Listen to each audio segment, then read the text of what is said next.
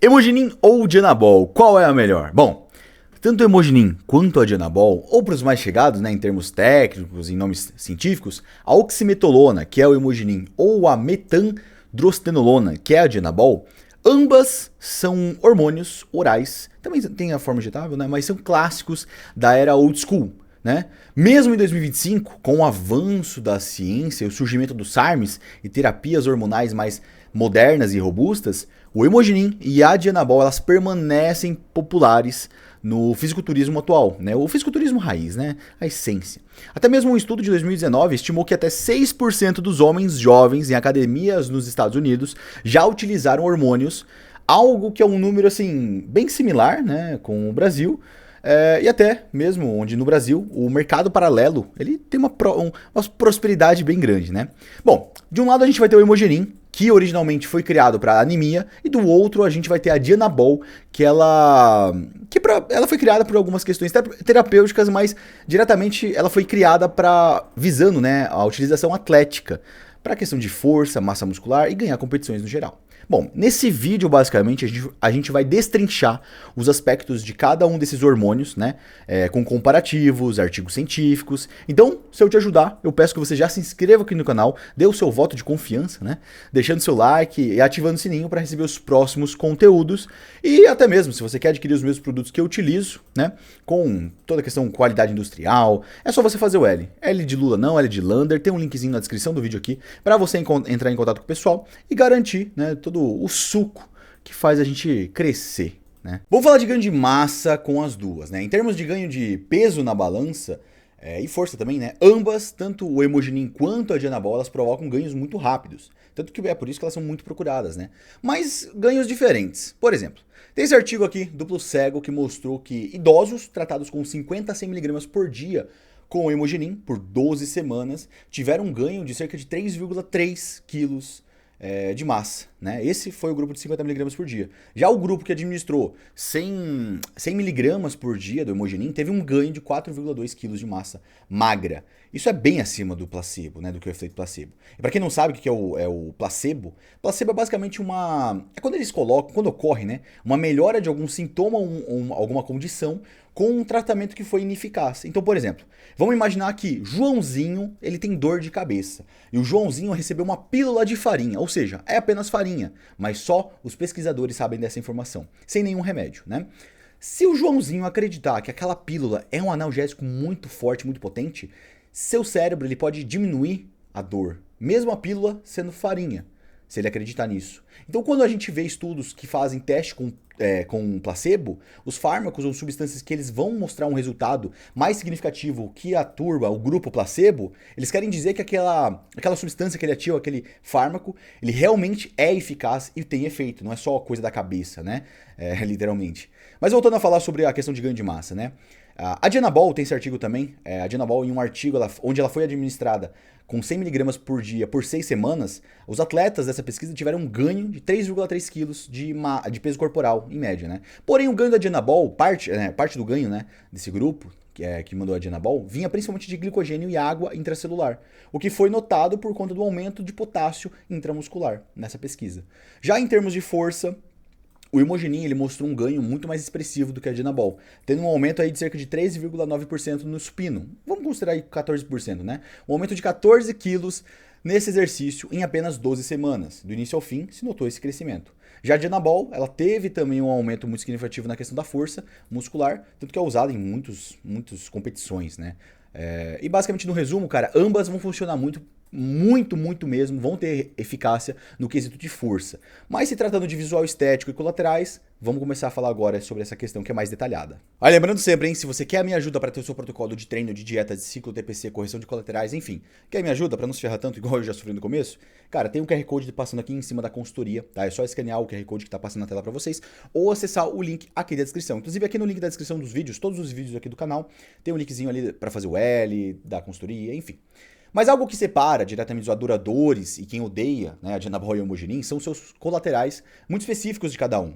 A Dianabol, por exemplo, por conta da sua estrutura molecular, ela aromatiza muito fácil, então existe uma conversão muito grande de estradiol por conta dela, né? Isso vai turbinar a síntese de glicogênio, vai aumentar a retenção de sódio, isso vai ser lançado com a utilização dela, tudo para água, sódio, tudo isso para dentro do músculo. O que vai trazer um resultado visual com um pump muito cheio, né? Veias bem aparentes e tudo mais, só que você vai ficar muito redondo, roliço, literalmente, né? A galera chama isso de moon face, ou face de Debol, né? Tá mandando uma Dianinha aí, né, danado? Pois é, por conta da Dianabol. Então você vai ficar muito retido e embaçado. É um colateralzinho até clássico dela, né? O lado bom é que a musculatura ela vai ficar muito maior do que ela realmente é, esteticamente. As roupas elas vão ficar mais apertadas, a articulação ela fica muito mais bem lubrificada com o líquido subluvial e a força ela vai subir, né, drasticamente sem doer tanto as articulações, como o cotovelo, por exemplo, ou o joelho. Mas o lado ruim também vem forte. Você vai perder detalhamento, definição, a pressão ela vai tender a subir e basta você reduzir um pouquinho da dose ali da Dianabol para você ver alguns quilos indo embora pela balança em questão de dias, né?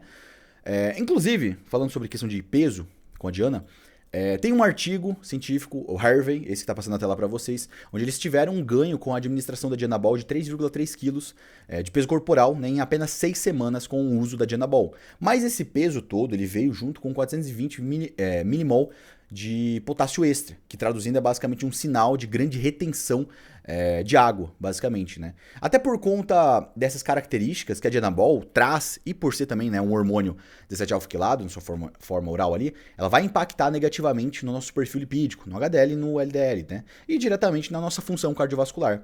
Tem vários estudos onde atletas que acabaram utilizando ali, né, o hormônio 17-alfa-quilados, eles acabaram tendo uma elevação muito drástica do LDL e uma redução muito grande do HDL. Então, por exemplo, né, esse artigo para vocês agora, né, que mostra que tem ali praticantes que utilizaram a Dianabol de 50 a 100 mg por dia durante 2 meses. Cara, o resultado foi absurdo, né? Foi uma demonstração direta de que o HDL ficou na média de 29, e sendo que antes do ciclo, o HDL, a média era de 61 por decilitro, né? Já o LDL, ele subiu, não tanto, mas subiu, né? Subiu para 150, sendo que antes do ciclo ali com a Dianabol, ele se encontrava na média de 120, considerando ali todos os participantes, ficou nessa média.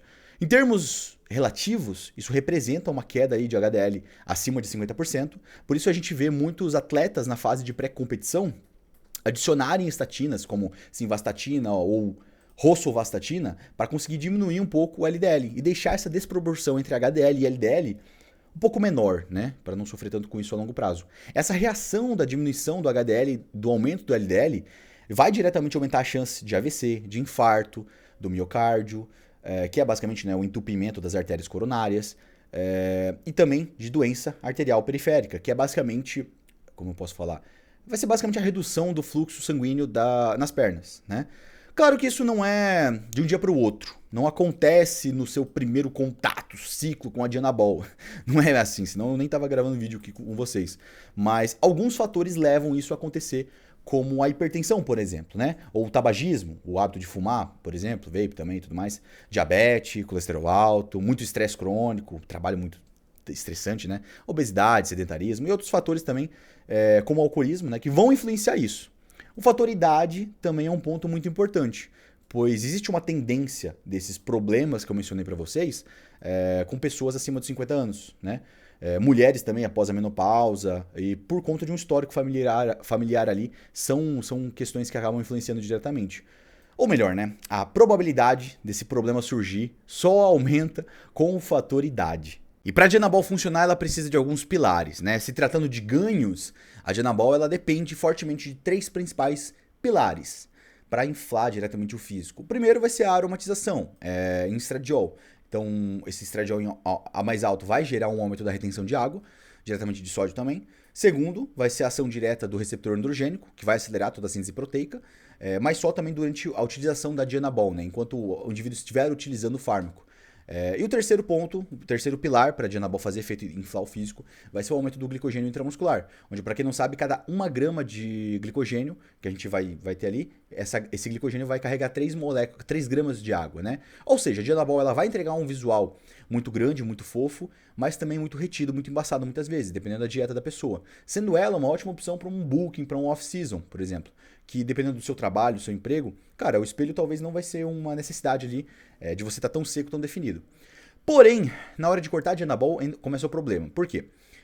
Quando o ciclo acaba, o estradiol que estava lá no alto e também, né, a Dianabol que estava influenciando nesse estradiol, que estava acumulado no organismo, a concentração dela, né, da Dianabol, ela vai acabar despencando muito rápido por conta da meia-vida. E conforme os dias vão passando, e aquele ganho provindo principalmente pela água e o glicogênio, cara, conforme eles forem indo embora, se a pessoa não mantém uma texto ali, né, após cortar o uso da Dianabol, ou cortar de uma maneira muito bruta o uso da Dianabol, sem uma estratégia, né, vai dar ruim, né? Por isso é interessante você ter uma estratégia ali. Então, por exemplo, vai ser da Dianabol, joga uma Boldenona, um Hemogenin, faz uma transição ali, né? Senão todo aquele ganho, cara, ele vai sumir em questão de dias, literalmente, né? Alguns estudos mostram de que 4 a 6 quilos do ganho provindo da Dianabol, cara, eles vão despencar ali até 60%, né? Após as 6 semanas ali pós-uso da Dianabol. Então você vai ter após 60% de perda dos ganhos, considerando que a pessoa cortou tudo, a Diana, texto, e foi fazer uma TPC, por exemplo. Então tem que tomar cuidado. Ainda assim, muitos preservam, né? Muitos atletas que usam a Dianabol de 1 a 2 quilos de massa muscular reais, considerando que a pessoa administrou a Dianabol já há um tempo treinando bem, com um percentual de gordura relativamente baixo, manteve, né? Já tem um percentual maior de massa muscular, então a pessoa ainda consegue preservar boa parte dos ganhos. Então, assim, falando apenas sobre a Dianabol, ela ajuda muito nos quesitos de ganhos de massa muscular, de força. Inclusive a força que ela traz é um pouco perigosa, pois muitas pessoas sem estrutura e tempo de treino, elas acabam mandando a Dianabol sem o devido conhecimento e elas acabam se lesionando. Pois a força que a Dianabol, o Hemogenin também e outros hormônios, eles vão te gerar, eles vão te dar, é uma força emprestada. Ela vai extrair, vai impulsionar o máximo que o seu corpo tem ali, do seu corpo, né? E isso se tratando de força, se a pessoa de um dia para o outro tem uma força umas 2 vezes maior, por exemplo, e não souber treinar, executar o devido movimento do exercício ali selecionado, ela pode se colocar em uma situação de risco, né?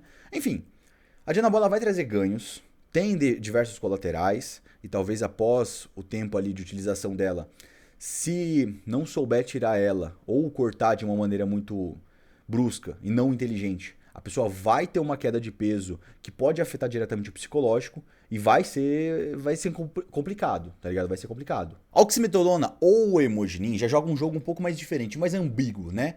Ganhos mais secos e densos, com vascularização um pouco mais em dia, caso a pessoa esteja com um percentual de gordura mais baixo. O resultado do ganho de massa e o peso, né, entre Dianabol e Hemogenin são bem grandes, tá? São ganhos expressivos, mas os ganhos provindos do Hemogenin, digamos que são por vias diferentes, né? Um pouco diferentes das vias que a Dianabol ela vai trazer. Então o Hemogenin também vai se ligar nos receptores androgênicos, que são basicamente proteínas que elas vão mediar os efeitos dos hormônios androgênicos nas células, como por exemplo, né, como a testosterona, a Dianabol e o Hemogenin, que é o caso desse vídeo aqui. De maneira um pouco mais resumida, os receptores androgênicos eles vão ser basicamente centrais para a ação dos hormônios anabolizantes. Então, basicamente, eles seriam, né, o que vão converter um sinal químico em um sinal em uma resposta biológica. Então, através do sinal químico, eles vão gerar uma resposta já que a gente vai ver, né, esteticamente. Enfim, o Hemogenin ele vai gerar um aumento do GF1, que é um hormônio peptídico, que vai aumentar o crescimento das fibras tipo 2, vai preservar muita massa muscular, vai aumentar a recuperação e por aí vai, né? Além disso, o Hemogenin ele vai aumentar diretamente a eritropoiese, vai deixar o sangue, o volume do sangue um pouco maior, tendo um aumento diretamente do aporte de oxigênio e é muito visado por conta disso, por atletas, não só fisiculturistas, né? Mas por conta desse aumento ali do volume do sangue, do hematócrito, por ciclistas, corredores e várias modalidades, por conta desse efeito, né? E por esses efeitos e fácil administração, por ter sua forma oral também injetável, ele é muito visado, ele é muito utilizado, muito procurado, né? Tem estudos, na verdade, um artigo científico randomizado que mostra que a administração do Hemogenin em pacientes em hemodiálise, olha só, tratados com Hemogenin por cerca de 24 semanas, eles tiveram um aumento muito expressivo na massa muscular e se teve uma redução significativa no percentual de gordura nos pacientes em tratamento de hemodiálise, né? Eu vou deixar o artigo sempre na tela para vocês e os links aqui na descrição dos artigos. Ao contrário do que muitos pensam, não é só marombeiro que utiliza o Hemogenin. Tem casos de lutadores, ciclistas e powerlifters flagrados, né? Utilizando ali até pegos em doping. Tem um caso de um powerlifter neozelandês que ele foi punido com o banimento vitalício ali da federação por ter em posse, né, diversos hormônios, incluindo, no caso, a oximetolona, o Hemogenin, no caso, né? Porque a federação não era liberado e ele utilizava, né? Ele estava, digamos assim, gerando crime, né? De todos os colaterais que envolvem o Hemogenin, o da prolactina é o mais diferente que a Dianabol, por exemplo. Então o Hemogenin, ele é um derivado do DHT e não é aromatizável em estradiol, ou seja, o Hemogenin ele não deve, teoricamente, aumentar o estradiol, diferente da Dianabol, que vai aumentar. Em teoria, o Hemogenin ele não deveria elevar o estradiol, contudo, existem relatos e a gente vê na prática o início de ginecomastia e retenção com a sua utilização, o que nos sugere que existe alguma atividade estrógenica indiretamente, né? Estrogênica indireta ali, diretamente. Acredita-se que isso pode ocorrer por uma ligação direta ao receptor de estrógenos e que de fator, que de alguma maneira, né, isso vai influenciar. Tem um artigo, uma revisão, né, que observou que o que provoca essa ginecomastia com o Hemogenin é o uso excessivo absoluto por conta da ação estrogênica. Mas enfim, cara, é muito vago por qual via o Hemogenin vai aromatizar, né? Respaldo diretamente científico.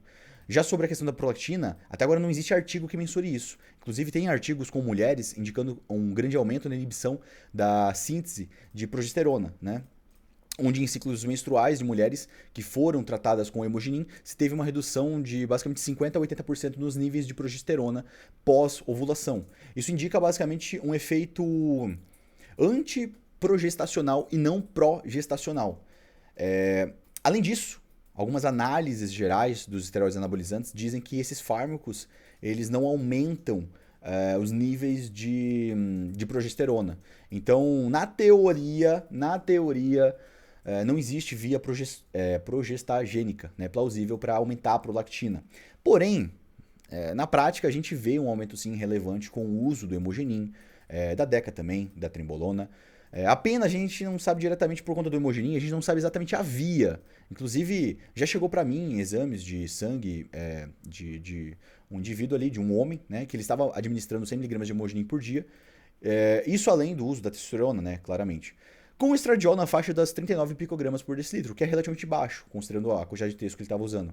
Enquanto a prolactina, ela estava em nível, chegava, né, a ser encontrada no exame ali, em 18 nanogramas por decilitro. E aí o indivíduo acabou adicionando ali, né, cabergolina por 15 dias, basicamente. E depois ele chegou a adicionar ali 500 mg de mucuna, que é um fitoterápico, basicamente, para ajudar a evitar, a retomar o aumento, né, da prolactina depois que ela está em um nível um pouco mais baixo. Enquanto ele ainda mandava o Hemogenin. E deu muito certo. É complicado, cara, eu falar dessa relação, pra eu falar sobre isso, né? Porque parece que são vozes da minha cabeça, parece que eu tiro isso é puro empirismo, sabe? O que não deixa de ser também, e dá certo. Mas é complicado porque não existem artigos científicos mais robustos sobre hormônios, mais recentes. Então a grande maioria dos artigos, a gente vai ver ali que são, né, de 1980, 1990, 2003, e conforme vai ficando mais próximo do ano em que a gente está, menos estudos acabam sendo feitos, né? Enfim, acho que vocês já entenderam sobre a questão do Hemogenin, né? Causar esse impacto visual, né? Um visual mais estético, mais denso, com mais vascularização e um aspecto empedrado. Se a dieta tiver em dia, obviamente, né? Mas essa questão da aromatização que ele acaba gerando, o que eu queria dizer, basicamente, né? Porque eu acabei, eu acho que, me expressando um pouco mal.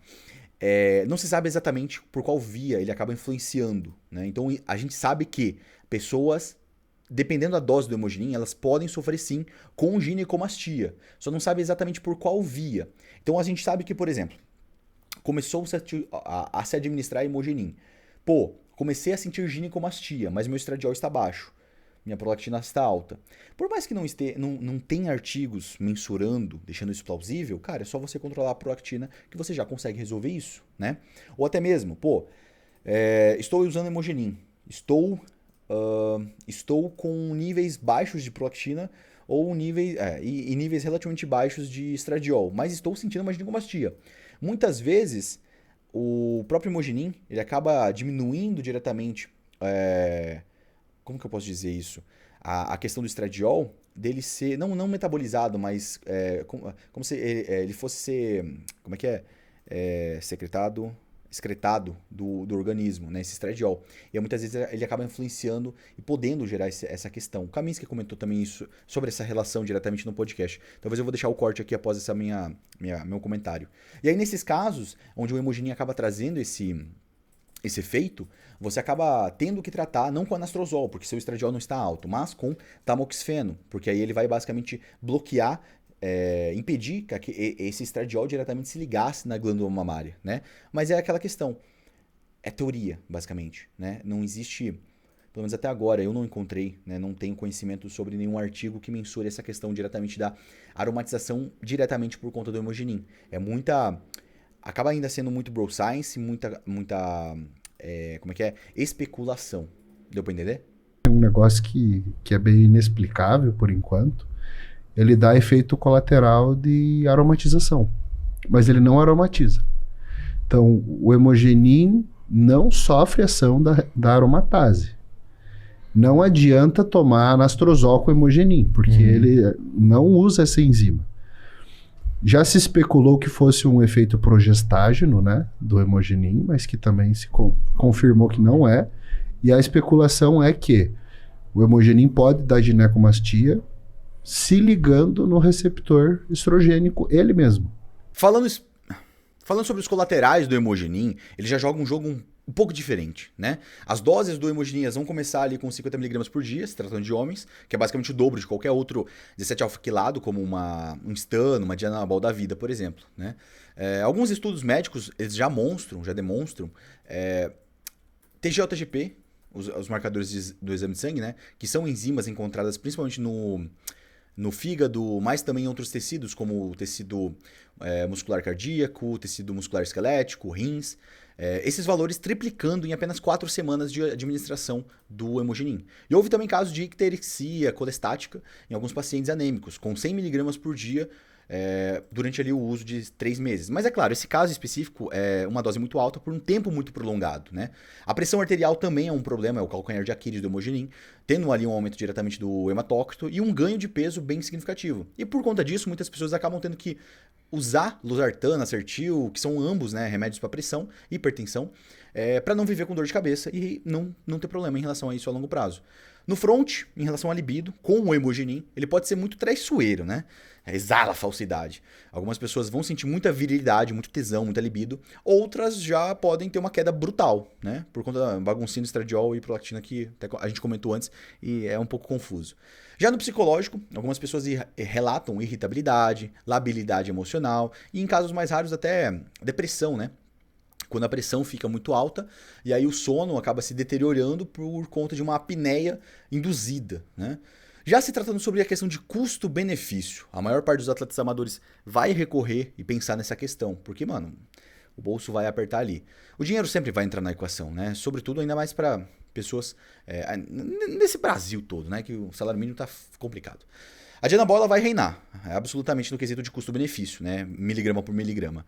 No mercado underground, por exemplo, né? Se tratando do mercado underground, cara, um potinho fácil ali de 100mg de 100 comprimidos de Dianabol com 10mg cada comprimido, não vai sair mais do que 120, 150, 200 reais, né? Isso under.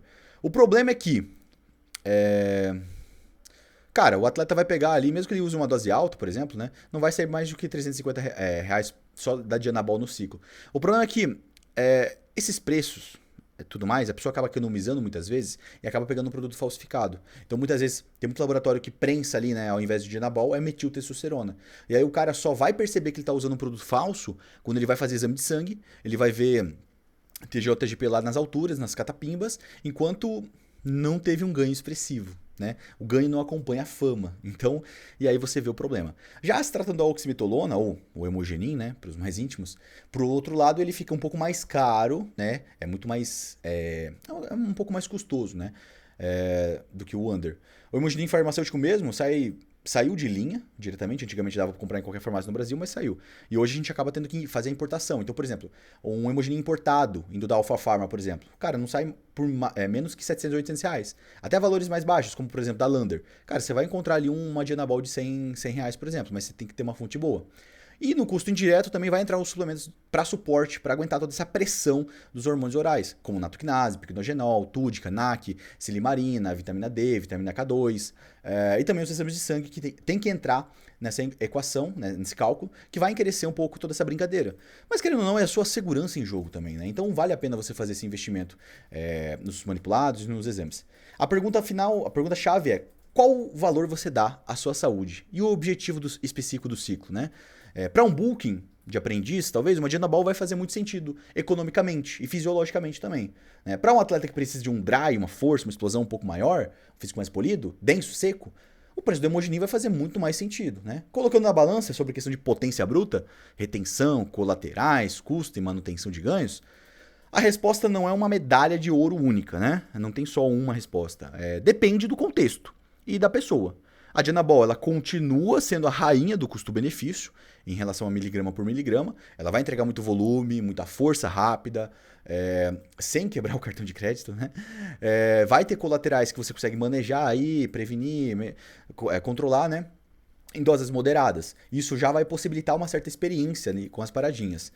Já se tratando do Hemogenin, ou oximetolona, né? Por outro lado, vai ser um trator, cara, que vai derrubar vários platôs. Você vai conseguir evoluir muito rápido com ele, vai ter muita força, o shape vai ficar bem legal, denso, seco e tudo mais.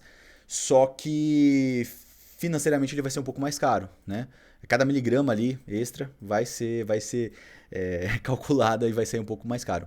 E mesmo assim, cara, em pleno 2021, no século XXI, né, com SARMs, peptídeos e 1000 modulações hormonais à disposição, por que a gente ainda fala de dois fármacos tão antigos, né, tão arcaicos, digamos assim? Cara, porque eles continuam sendo referência em quesito de resultado rápido.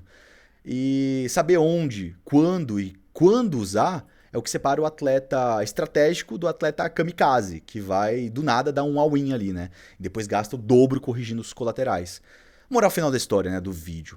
Cara, escolher o fármaco é fácil, é muito simples. Difícil é você sustentar o físico que ele vai te ajudar a construir quando o frasco vai acabar. Então planeja, dosa, examina, pesquisa. E nunca esqueça que, basicamente, o hormônio ele pode ser o mestre, o divisor de águas ou o carrasco.